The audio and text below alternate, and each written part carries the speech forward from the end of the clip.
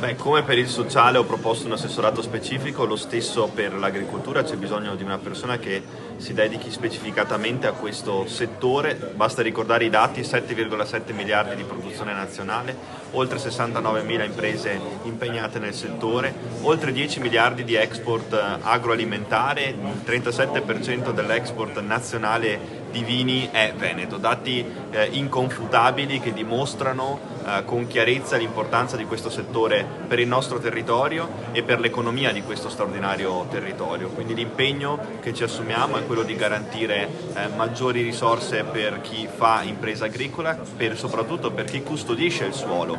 Il nostro territorio è un territorio che grazie agli agricoltori è custodito, è protetto, e noi dobbiamo puntare su questa valorizzazione, perché chi difende l'ambiente e chi fa impresa difendendo l'ambiente è alleato del Veneto e dei veneti.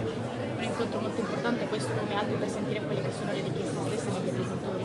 Assolutamente sì, assolutamente fondamentale anche venire loro incontro con uno snellimento delle procedure burocratiche, con una riduzione, se non addirittura un abbattimento dei costi di istruttoria per quanto riguarda l'accesso al credito e ai fondi di rotazione, un aiuto ai primi insediamenti degli agricoltori giovani, un sostegno per quanto riguarda i casi di fenomeni meteorologici che causano problemi ai nostri agricoltori. Non possiamo più pensare che quando si verifichi un evento di questo tipo imprevedibile e di certo non imputabile a un agricoltore ci debba rimettere l'impresa agricola. Quando si verificano cose che vanno al di là ovviamente della loro possibilità di garantire ovviamente una impresa stabile, questo deve essere protetto dagli organi della regione, quindi è giusto riconoscere delle forme di risarcimento danni per chi ovviamente subisce cause naturali che non sono di certo ascrivibili a chi fa impresa.